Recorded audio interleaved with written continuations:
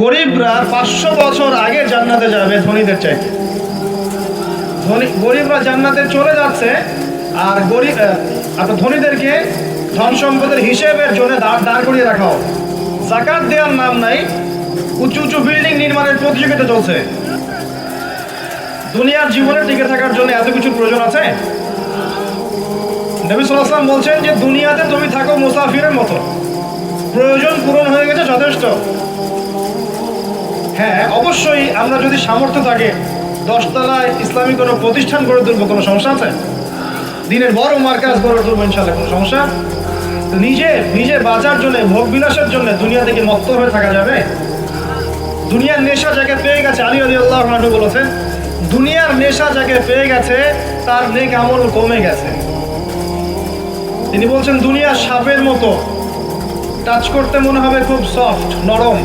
সাপ কিন্তু খুব নরম, সফট, কিন্তু এর মোহে মানুষ ঢুকে গেলে এর বিষাক্ত ছোবলে মানুষ গ্রাস হয়ে যাবে, টিকতে পারবে। পরে আমি এদিকে আসছি ইনশাআল্লাহ। নবী সাল্লাল্লাহু আলাইহি ওয়াসাল্লাম একটা হাদিসে বলেছেন, এই মহাসাগরে আপনি যদি আঙ্গুল ঢুকিয়ে দেন, যতটুকু পানি হাতে লেগে থাকবে এর নাম দুনিয়া, বাকি সমস্ত পানি হচ্ছে আখিরাত। এটাই হয়তো ওই আয়াতের ব্যাখ্যা হতে পারে, বাল তুসিরুনাল হায়াতাদ দুনিয়া ওয়াল আখিরাতু খায়রুন ওয়া আবকা। তোমরা দুনিয়ার জীবনকে প্রাধান্য দিচ্ছ, কিন্তু আখিরাত চিরস্থায়ী এবং উত্তম। একটা হাদিসে পড়েছিলাম, নবী সাল্লাল্লাহু আলাইহি ওয়াসাল্লাম যাচ্ছেন সাহাবীদেরকে নিয়ে, রাস্তায় একটা মৃত ছাগলের বাচ্চা বা ওই বকরির বাচ্চা ছিল, মৃত। নবীজি বলছেন, এই মৃত ছাগলের বাচ্চাটা তোমরা কি 1 দিরহামের বিনিময়ে কিনতে চাও? সাহাবীরা বলছেন, বিনামূল্যে দিলেও তো কেউ নিবে না ইয়া রাসূলুল্লাহ সাল্লাল্লাহু আলাইহি ওয়াসাল্লাম। নবী সাল্লাল্লাহু আলাইহি ওয়াসাল্লাম বলছেন যে আল্লাহর কাছে এই পুরো দুনিয়ার মূল্য এই মৃত ছাগলের সমান নয়। নবীজি এক হাদিসে বলেছেন সাল্লাল্লাহু আলাইহি ওয়াসাল্লাম, আল্লাহ পাকের কাছে যদি দুনিয়ার মূল্য একটা মাছির দানার পরিমাণ হতো, আল্লাহ পাক কোনো কাফের মুশরিককে এক ঢোক পানি খেতে দিতেন না। তো দেখুন ভাইরা, এই আহাদে আলাস্তুর কথা বলছিলাম, তখন আল্লাহ রাব্বুল আলামিন আদম সন্তান থেকে জিজ্ঞাসা করেছিলেন যে আলাস্তু বিরাব্বিকুম, আমি কি তোমাদের রব নই? কি বলেছিলেন? আলাস্তু বিরাব্বিকুম, আমি কি তোমাদের রব নই? আমরা সবাই বলেছিলাম বেলা, অবশ্যই আল্লাহ আপনি আমাদের রব। এটা আমরা বলে এসেছি মহাবিশ্বে। আমরা এখন যেখানে বসবাস করছি এর উপরে 7 আসমান আছে। কত আসমান? 7 আসমান মানে 7 মহাবিশ্ব আছে। এক মহাবিশ্ব থেকে আরেক মহাবিশ্বের দূরত্ব হচ্ছে 500 বছরের রাস্তা। এরকম করে 7টা আসমান আছে, তার উপরে কুরসি, ওয়াসিআ কুরসিয়ুহুস সামাওয়াতি ওয়াল আরদ।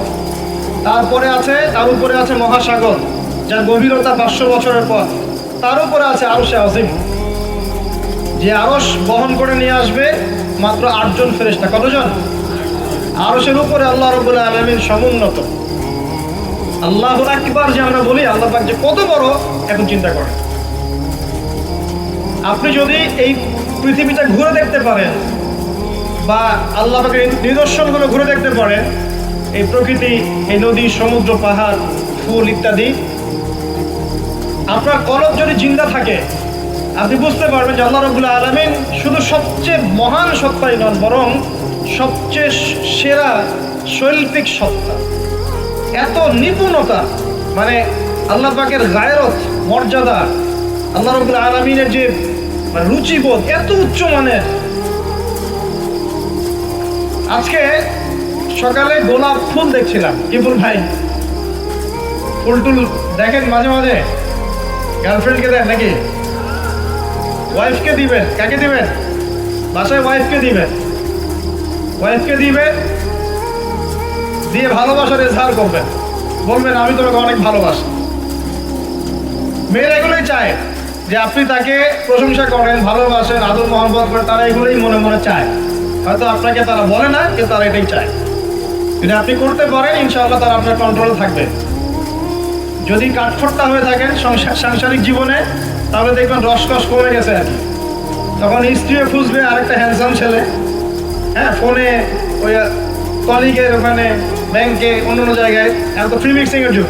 বাসায় স্বামী থাকবে, বাইরে একটা ছেলে প্রেম হবে। আবার দেখা যাবে আপনারও মন উঠে যাচ্ছে, আপনার কাছে আপনার নিজের স্ত্রীকে ভালো লাগছে না, অন্য মেয়েকে ভালো লাগছে।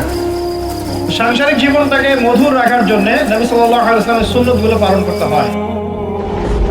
স্ত্রীকে হাদিয়া দিবেন, তোহফা দিবেন, ভালোবাসবেন, এবং সে আপনাকে কষ্ট দিবে এটা ধরে নেবেন।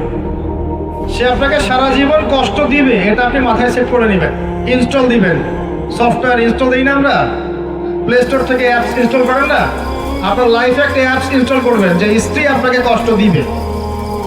তখন আপনার কাজ হচ্ছে মান সামাতা নাজা, যে ব্যক্তি চুপ থাকবে সে নাজাত পাবে। আর যদি আপনি চাপ দিতে চেষ্টা করেন তাহলে এই সম্পর্কটা ভেঙে যাবে।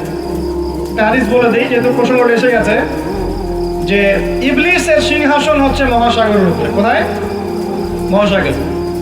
ইবলিস দিন শেষে ওর সব চেলাচামুন্ডাকে ডেকে বলে যে তোমরা আজকে কি করছো? একজন বলে যে আমি আজকে একজনকে মদ খাওয়াই দিছি, একজনকে আমি আজকে জেনা করাই দিছি, একজনকে আমি খুন করাই দিছি। ইবলিস বলে যে আসলে কিছুই করে নাই তোমরা। একজন এসে বলে যে আমি আজকে অমুক পরিবারের মধ্যে স্বামী স্ত্রী মাঝখানে বিচ্ছেদ ঘটাই দিছি। তখন ইবলিস তাকে কাছে ডেকে নিয়ে আসে, নিয়ে এসে মেডেল পরায় দেয়, গোল্ড মেডেল দিয়ে বলে যে হ্যাঁ তুমি একটা কাজের কাজ করছো। দেখলে ইজহার করবেন, পরিবার সুন্দর হবে ইনশাআল্লাহ। আমরা দোয়া করি আল্লাহ পাক আমাদের পরিবারগুলোকে জান্নাতি পরিবার বানিয়ে দিন, স্বামী স্ত্রীর মধ্যে মিল মহব্বত বাড়িয়ে দিন। আসলে স্ত্রীর জন্য স্বামীর চেয়ে আপন কেউ হয় না, আর স্বামীর জন্যও স্ত্রীর চেয়ে আপন কেউ হবে না।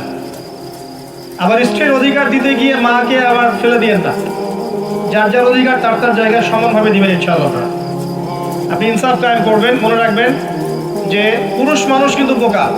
পুরুষ মানুষ কি কারণ কি জানেন? সারা জীবন তারা স্ত্রী সন্তান পরিবার পরিজন সবার জন্য অনেক কিছু করে ঠিকই, এবং এগুলো করতে গিয়ে তারা আল্লাহর পথ থেকে দূরেও সরে যায়, নামাজ ছেড়ে দেয়, কমিয়ে দেয়, আমল কমে যায়, দুনিয়ার ব্যস্ততা বেড়ে যায়।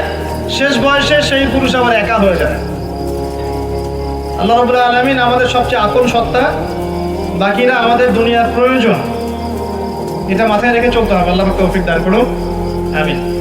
বলছিলাম ইজহারের কথা। এই যে আকাশের তারার কথা বলেছি, স্ত্রীকে নিয়ে মাঝে মাঝে আকাশের তারা দেখবেন, এটা সুন্নত। স্ত্রীকে নিয়ে রাত্রেবেলা একটু হাঁটাহাঁটি করেন, গল্প গুজব করেন, সুন্নত। অনেক সুন্নত কিন্তু উঠে গেছে এখন। মাঝে মাঝে খেতে বসবেন, একটা প্লেটে খায়েন। বাসায় কি একটা প্লেট আছে? সব তো সেপারেট প্লেট।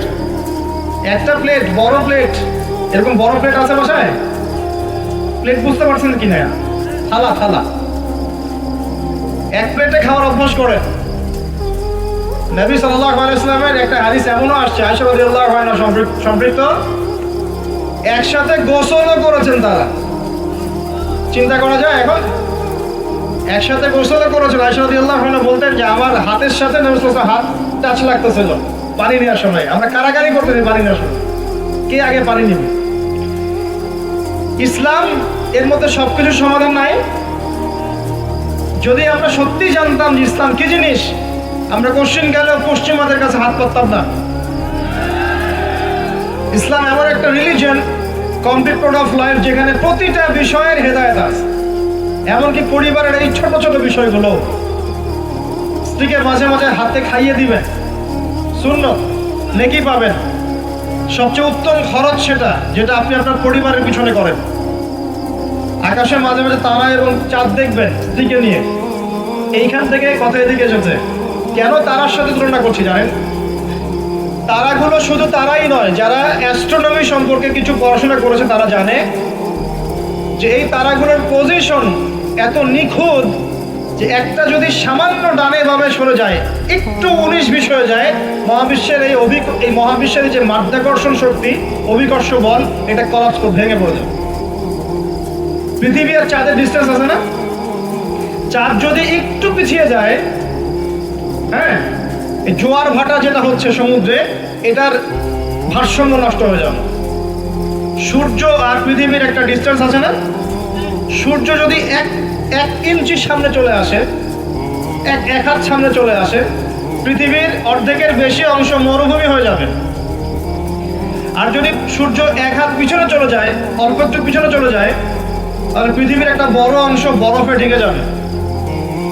কোন সত্তা এত নিপুণভাবে এগুলো সৃষ্টি করেছে? এখন নাস্তিকরা বলছে তো আল্লাহ বলে কেউ নাই। তাদের ধারণা এগুলো এত নিপুণভাবে মহাবিশ্বটা অটোমেটিকলি হয়ে গেছে না, এমনি এমনি হয়ে গেছে। মানে আবু হানিফা রাহিমাহুল্লাহ একটা ঘটনা মনে পড়লো যে নাস্তিকদের সাথে বাহাস হবে, তো তিনি নাই, সকাল থেকে তিনি আসছেন না। তো নাস্তিকরা খুব উৎফুল্ল, জিন্দিক তারা খুব উৎফুল্ল যে আজকের বাহাসে আমরা জিতে গেছে, আবু হানিফা রাহিমাহুল্লাহ তো নাই। আচ্ছা, আবু হানিফা রাহিমাহুল্লাহর আসল নাম কি বলেন দেখি? ও ওলামা কেন কেউ বলবেন না, আমি ইয়াং জেনারেশনের দৃষ্টি আকর্ষণ করছি, বলেন। নোমান বিন সাবিত। আল্লাহ পাক কোরআনে এই তারাগুলোর পজিশনের কসম করেছেন। কোরআনের আয়াতগুলোকে আকাশের তারার সাথে তুলনা করা হচ্ছে কেন? কারণ তারাগুলো আপনাকে পথ দেখাবে। কি দেখাবে? আপনি তারাগুলো মিলাতে পারলে ডাইরেকশন খুঁজে পাবেন। মনে করেন আপনার কাছে কোনো ঘড়ি নাই, কোনো মোবাইল ফোন, কিচ্ছু নাই, আজকে থেকে আপনি 1000 বছর আগে চলে গেছেন, এখন সমুদ্রে আপনি যাত্রা করতেছেন, আপনি দিক চিনবেন কিভাবে কোনটা পূর্ব কোনটা পশ্চিম? রাতের বেলা আপনি কেমনে চিনবেন কোনটা পূর্ব কোনটা পশ্চিম কোনটা উত্তর কোনটা দক্ষিণ? তারা দেখে চিনতেন। কিভাবে চিনতেন? আকাশের তারা দেখে আগেকার নাবিক যারা ছিলেন সেই তারা দিক চিনতেন। এই তারাগুলোকে দিক নির্দেশক বলা হয়। ঠিক একইভাবে কোরআনের আয়াতগুলো যদি আপনি একটার সাথে একটা হারমোনিয়াসলি মিলাতে পারেন, আপনি পথ খুঁজে পাবেন। এই জন্যই বললাম যে আকাশের তারার সাথে কোরআনের আয়াতগুলোকে মেলানো, উপমা দেয়া যায়। এইখানে বলতে গিয়ে এসেছিলাম যে দুইজন নবীকেই কিন্তু আল্লাহ রাব্বুল আলামিন কি বলেছেন? খলিফা। আদম আলাইহিস সালামকেও খলিফা বলেছেন, দাউদ আলাইহিস সালামকে কি বলেছেন? খলিফা। এখন বলেন তো খলিফা কাকে বলে? যে কাপড় সেলাই করে, আমাদের সমাজে বলে যে উনি খলিফা। খলিফা মানে দর্জি। খলিফা কে? এটা কে সবচেয়ে ভালো উত্তর দিতে পারবে? আমি না আল্লাহ? আমরা না আল্লাহ? আল্লাহ পাক কি বলছেন শুনুন। আল্লাহ পাক সূরা সদের মধ্যে বলছেন। কোন সূরা? সদ একটা সূরাই আছে।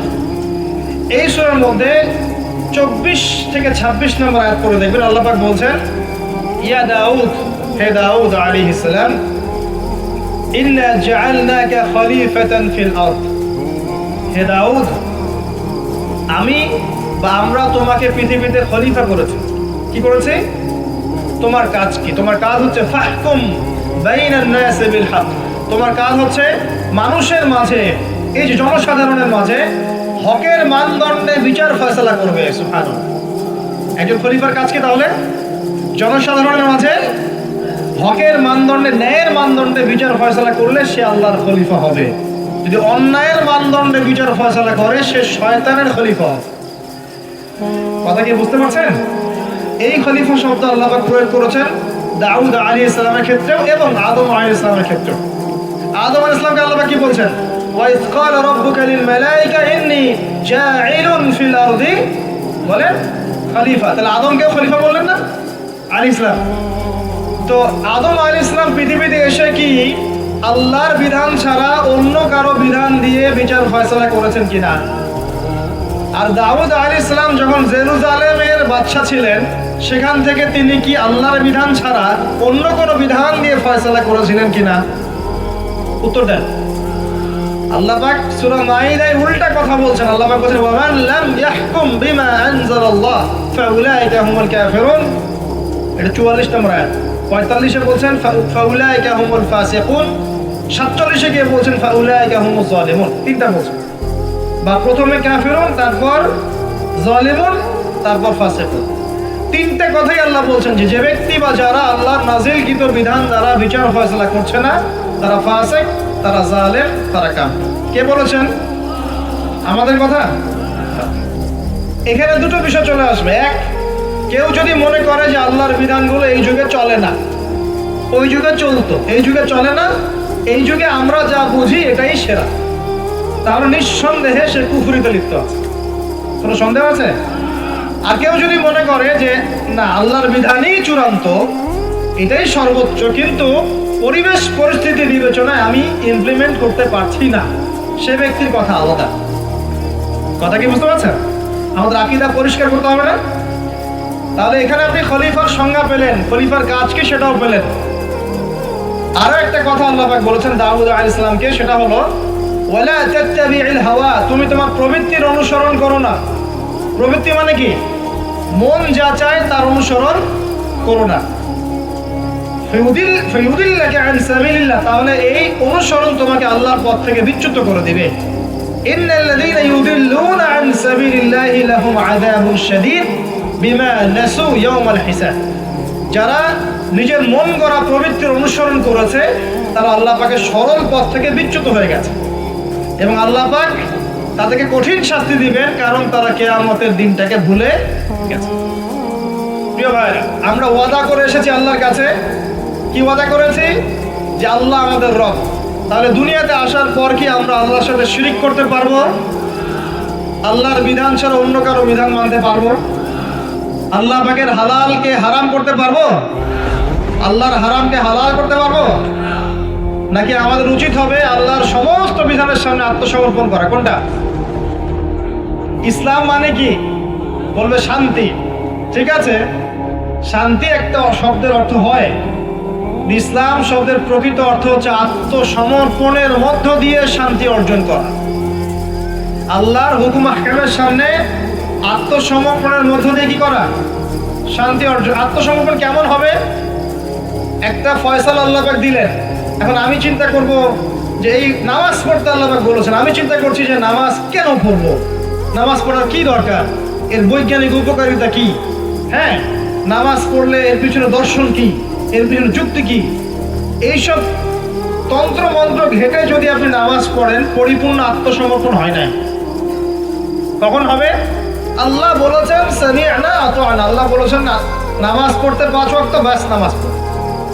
এর পিছনে কারণ থাকতে পারে, সব কারণ আমার জানা জরুরি না এবং সব কারণ আমি জানতেও পারবো। এখানে দেখেন একজন নবীর কথা বলি, যার নাম আমরা প্রথমে বলেছি, আল্লাহুম্মা সাল্লি আলা মুহাম্মাদ ওয়া আলা আলি মুহাম্মাদ কামা সাল্লাইতা আলা ইব্রাহিম। নবী মুহাম্মদ সাল্লাল্লাহু আলাইহি ওয়াসাল্লামের নামের সাথে ইব্রাহিম আলাইহিস সালামের নাম কেন, অন্য নবীর নাম নয় কেন? প্রশ্ন করতে হবে না? কারণ হচ্ছে নবী সাল্লাল্লাহু আলাইহি ওয়াসাল্লামের জীবনের যে ধারা এবং ইব্রাহিম আলাইহিস সালামের জীবনের ধারা কিন্তু হুবহু একই রকম। শুধু নবী সাল্লাল্লাহু আলাইহি ওয়াসাল্লাম শেষে গিয়ে মক্কা থেকে পুরো জাজিরাতুল আরবে ইসলামিক খিলাফা কায়েম করেছিলেন। ইব্রাহিম আলাইহিস সালাম ওই সময়টা হয়তো পান নাই। That's all. এখন দেখেন ইব্রাহিম আলাইহিস সালাম সম্পর্কে আল্লাহ পাক কি বলছেন? আল্লাহ পাক বলছেন ইয ক্বালা লাহু রাব্বুহু আসলিম ক্বালা আসলামতু লিরাব্বিল আলামিন। আল্লাহ পাক যখনই ইব্রাহিমকে বলেছেন আলাইহিস সালাম আত্মসমর্পণ করো, ইব্রাহিম আলাইহিস সালাম আত্মসমর্পণ করেছেন, বলেছেন আসলামতু লিরাব্বিল আলামিন, আমি জগৎ সমূহের প্রতিপালকের সামনে আত্মসমর্পণ করলাম। একটা মিসাল দিচ্ছি, তার সন্তানকে জবাই করতে বলেছিলেন, মনে আছে? সন্তান বলেছিল যে ইয়া আবাতি ফাআল মা তু'মার, হে আমার আব্বা আপনাকে যে আদেশ করা হয়েছে আপনি তাই করেন। সাতাজিদুনি ইনশাআল্লাহু মিনাস সাবিরিন, ইনশাআল্লাহ আপনি আমাকে ধৈর্যশীল পাবেন। ইব্রাহিম আলাইহিস সালাম জবাই করার আগে কি আল্লাহকে প্রশ্ন করেছিলেন যে এর পিছনে যুক্তি কি, এর পিছনে দর্শন কি, এর পিছনে বিজ্ঞান কি? নাকি আল্লাহ আদেশ করেছেন বাস করেছেন? কোনটা? আল্লাহ পাক আদেশ করেছেন, চোখ বন্ধ করে কাজ করতে গিয়েছেন। এবং এই নবীকে আল্লাহ পাক বলছেন হুয়া সাম্মাকুমুল মুসলিমিন, তিনি তোমাদের নাম দিয়েছেন মুসলিম। তাহলে প্রথম মুসলিম কে পাচ্ছি আমরা এখানে? প্রথম সারির মুসলিম কে পাচ্ছে? ইব্রাহিম আলাইহিস সালাম, যিনি আল্লাহর আদেশ আসলেই বাস্তবায়ন করতে চলে যান। এর নাম প্রকৃত মুসলিম, আত্মসমর্পণ করা। আমরা কি সবকিছুর সামনে আত্মসমর্পণ করতে পারছি? যদি পারতাম তাহলে ইবাদত বন্দেগীর জীবনে পাক্কা মুসল্লি হয়ে অর্থনৈতিক জীবনে পাক্কা সুদখোর কেন হচ্ছে? আমরা নামাজ পড়ি না? নামাজ 5 ওয়াক্ত করি মাশাআল্লাহ, কিন্তু ব্যবসা করতে গিয়ে মাপে কম কেন দেই? ব্যবসা করতে গিয়ে আমি মজুদদারি কেন করি? আমি অন্যকে কেন ঠকাই? কেন ভেজাল মিশাই? পণ্যের সাথে ভেজাল কেন মিশাই? অর্থনৈতিক জীবনে গিয়ে আমি সুদ কেন খাই? ঘুষ কেন নিব? দুর্নীতি কেন করব যখন আমি 5 ওয়াক্ত নামাজ পড়ি? তার মানে কি জানেন? তার মানে আমরা এই আয়াতের উপর আমল করতে পারি নাই। কোন আয়াত? আল্লাহ পাক বলছেন উদখুলু ফিস সিলমি কাফা, তোমরা পরিপূর্ণরূপে ইসলামে প্রবেশ করো। এটা আয়াত আমল হয়েছে? কখন পরিপূর্ণ প্রবেশ হবে? যখন জীবনের প্রতিটা ক্ষেত্রেই আমরা ইসলাম পালন করতে পারব। ইসলামকে শুধু ইবাদত বন্দেগীর জীবনেই খালি নামাজ রোজা হজ জাকাতের নামে কি ইসলাম? ব্যবসা ইসলাম নাই, পরিবারে নাই, অর্থনীতির মধ্যে নাই, রাজনীতির মধ্যে তো নাই। এটা তো থাকার দরকার নাই। এটা আমরা যা ভালো বুঝি তাই। এখানে ইসলামের হেদায়েতের দরকার নাই। এখানে পশ্চিমে অনেক তন্ত্র আছে, সেকুলারিজম আছে, ডেমোক্রেসি আছে, কমিউনিজম আছে। ইসলামের প্রয়োজন আছে? কোনো দরকার নাই। এটা আমরা মুখে বলি ঠিকই, কিন্তু আসলে বাস্তবে কি করা সম্ভব হয়? 100% হয় না, কিন্তু হবে ইনশাল্লাহ। তওবা করেন। জীবনে যত পাপ করেছেন এই পাপগুলোর কাছে খাতায় লিখবেন যে আমি এই পাপ জীবনে করেছি।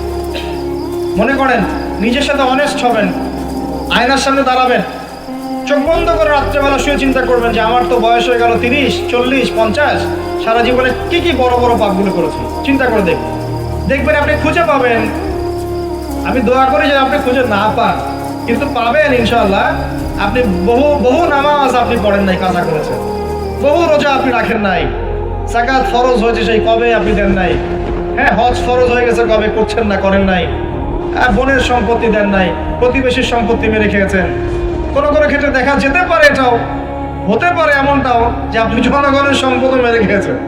এমন হতে পারে আপনি করাপশনে ছিলেন, হতে পারে জিনা করেছেন, মদ খেয়েছেন, ইত্যাদি ইত্যাদি, সুদ খেয়েছেন। অনেস্টলি খাতায় লিখেন। লেখার পরে শেষ রাত্রে উঠে চোখের পানি ছেড়ে দিয়ে আল্লাহর কাছে 2 রাকাত নামাজ পড়ে বলেন, আল্লাহুম্মা আনতা রাব্বি লা ইলাহা ইল্লা আনতা খালাকতানি আনা আবদুক ওয়া আনা আলা আহদিক ওয়া ওয়া'দিকা মাস্তাতা'তু আউযু বিকা মিন শাররি মা সানা'ত আবু'ু লাক বিনি'মাতিকা আলাইয়া ওয়া আবু'ু বিযানবি ফাগফিরলি ফাইন্নাহু লা ইয়াগফিরু যুনুবা ইল্লা আনতা। এটা সাইয়্যিদুল ইস্তিগফার, ইস্তিগফারের সর্দার। যে ব্যক্তি সকালে পড়বে, রাত্রের আগে যদি মারা যায় জান্নাতি, রাত্রে পড়বে সকালের আগে মারা গেলে জান্নাতি। হিসনুল মুসলিম বইয়ের মধ্যে আছে। কোন বই? হিসনুল মুসলিম। তোমরা যে ফোন সারাদিন চালাও, ভালো কিছু অ্যাপস ডাউনলোড করো। হিসনুল মুসলিম একটা অ্যাপসও আছে, ডাউনলোড করে দেখো, সব দোয়া কালামগুলো এখানে দেয়া আছে না? আচ্ছা, এটা যদি না পড়েন এতটুকু বলবেন, আস্তাগফিরুল্লাহাল্লাযী লা ইলাহা ইল্লা হুয়াল হাইয়ুল কাইয়্যুম ওয়া আতুবু ইলাইহি। চোখের পানি ছেড়ে দিয়ে পাপ থেকে তওবা করে ফিরে আসতে হবে। এটা কাজ নাম্বার 1। এটা কত নম্বর কাজ? 1 নম্বর কাজ। কারণ আমরা জানি না যে আমরা কে কতদিন বাঁচবো, জানি। কিন্তু মানুষের চলাফেরা দেখলে মনে হয় যে মানুষ জানে। হ্যাঁ, যুবকদেরকে বলবেন যে দিন শিখতে আসছো না কেন? বলবে যে শেষ বয়সে শিখবো ইনশাআল্লাহ। বিশ্বাস করেন, এই কথাটা শোনেন, যদি কোনো ব্যক্তি যুবক, স্পেশালি যুবক যার যৌবনের তাড়না আছে, এই যুবক যদি পবিত্র জীবন যাপন করতে পারে, আল্লাহ পাক ওই যুবককে দেখে অবাক হয়ে যান। এবং কেউ যদি প্রকাশ্য গোপন জেনা থেকে বেঁচে থাকতে পারে, সাক্ষাৎ মৃত্যুর হাত থেকে আল্লাহ তাকে বাঁচাতে পারে। আমি দলিল ছাড়া কথা বলবো না, এখানে দলিল দিচ্ছে শোনেন। 3 জন ব্যক্তি বের হয়েছে, ঝড়, বিশাল ঝড়, গুহায় আশ্রয় নিয়েছে। ঝড়ে পাথর দিয়ে গুহার মুখ বন্ধ হয়ে গেল। এটা হাদিস, কিন্তু আলেম ওলামারা জানবেন। আপনাদেরকে বলছি, হাদিসে আছে কিন্তু। এখন গুহার মুখ খোলার কোনো অপশন নাই। এখন 3 জন পরামর্শ করছে, আমাদের কিছু নেক আমল দিয়ে আল্লাহর কাছে দোয়া করি, চল। নেক আমলের ওসিলা দিয়ে দোয়া করা যায়। নেক আমলের ওসিলা করে দোয়া করতে হয়, এটা একটা ভালো কাজ। সদকা করেছেন, এই ওসিলায় দোয়া করেন যে আল্লাহ আমি সদকা করেছি, আল্লাহ এই ওসিলায় আমার রোগটা ভালো করে দাও, আমার মাকে শেফা দিয়ে দাও, ইত্যাদি ইত্যাদি। আর আমরা সদকা করলে আগে নাম লিখাই, অমুক সাহেব 5000, অমুক 1000, অমুক 200। আরে ভাই, সদকা করলাম তো আল্লাহর জন্য, মানুষকে জানানোর কি দরকার আছে? এই লৌকিকতা ত্যাগ করতে হবে না? রিয়া বা গোপন শিরক, মানে মানুষ অন্যকে দেখানোর জন্য আমল করি না আমরা। এটা যখন মৌসুম আসবে তখন বলবে যে আমরা মুসলিমদের সাথেই আছি, আপনার রায়টা আমার পক্ষে দিয়ে, ঠিক আছে? তখন মৌসুম শেষ, ভুলে যাবে মানুষকে। শোনেন, একজন দোয়া করছে, আল্লাহ আমার বৃদ্ধ পিতামাতা ছিল, তাদেরকে দুধ পান না করে আমি দুধ পান করতাম না, আমার সন্তানদেরকেও পান করাতাম না। এই আমলটা আল্লাহ যদি তোমার কাছে কবুল হয়, আল্লাহ তুমি আজকে এই পাথরটা সরিয়ে দাও। পাথরটা একটু সরে গেল। পাথর আল্লাহর হুকুম শোনে না?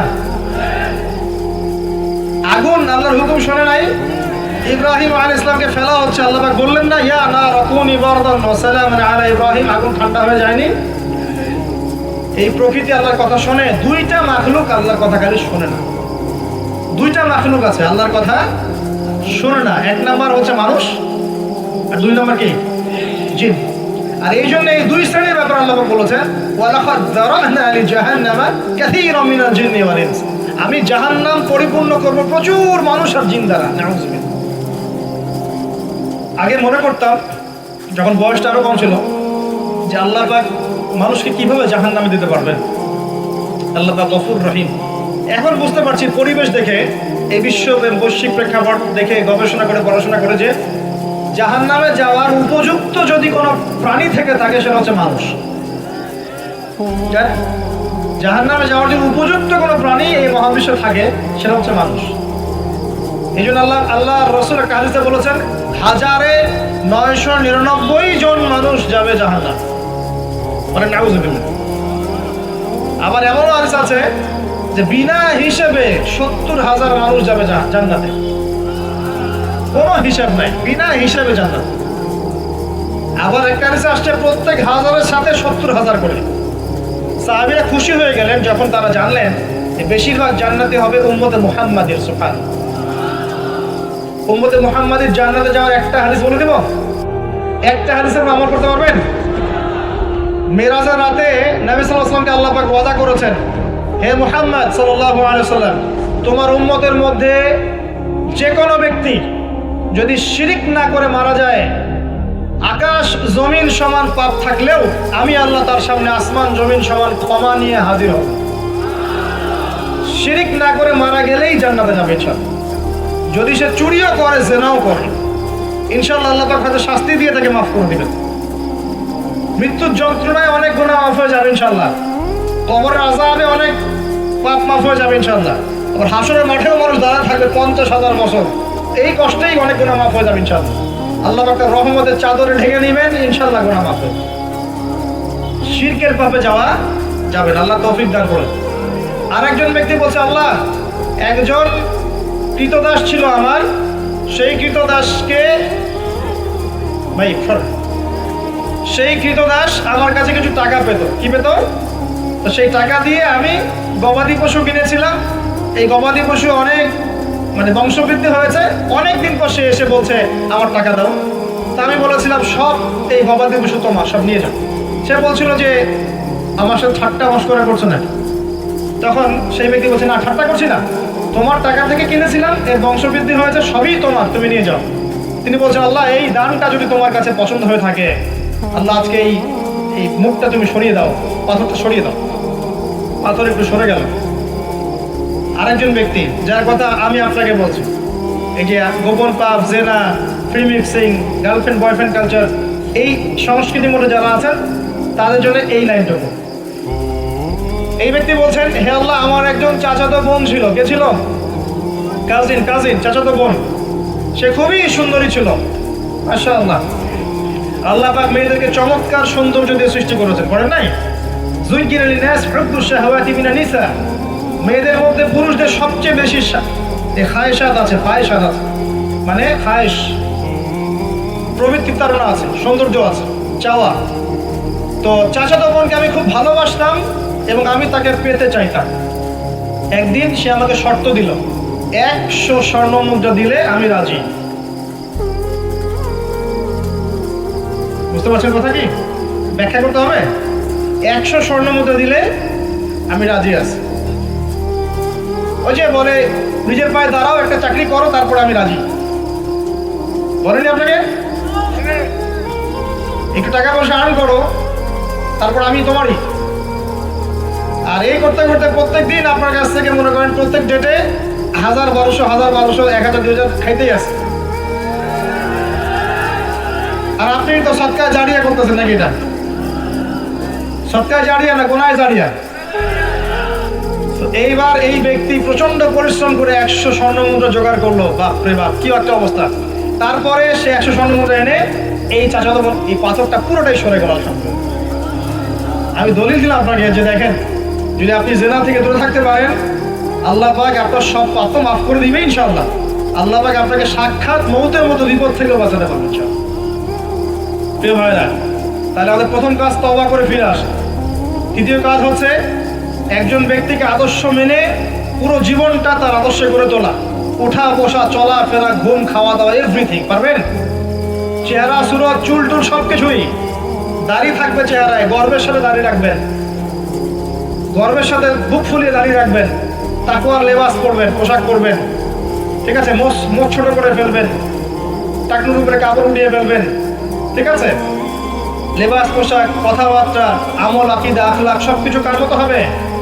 রাসূলুল্লাহ সাল্লাল্লাহু আলাইহি ওয়াসাল্লামের সুন্নাত মোতাবেক। এটা আপনার 2 নম্বর কাজ। 3 নম্বর কাজ হচ্ছে পড়াশোনা করা। কি করা? দ্বীনি ইলম অর্জন করা। আগে সহজ বইগুলো পড়বেন, তারপর আস্তে আস্তে কঠিন বইয়ের দিকে যাবেন। এবং পড়াশোনার সময় উলামায়ে কেরামের সাথে সম্পর্ক রাখবেন। একা একা পণ্ডিত হয়ে যাবেন না, তাহলে সমস্যা আছে। একা পণ্ডিত অনেক মানুষ এখন বলে যে আলেম ওলামাদের সাথে সম্পর্ক রাখার দরকার নাই, বইপত্র নিজে পড়বা, বুখারী, মুসলিম, তিরমিজি, নাসাই, আবু দাউদ, মিশকাত সব নিজে পড়ে নিজেই ইস্তিহাদ করে মুস্তাহিদ হয়ে যাবে। এরকমও ফিতনা কিন্তু চলছে সমাজে। এগুলো ভয়ঙ্কর ফিতনা।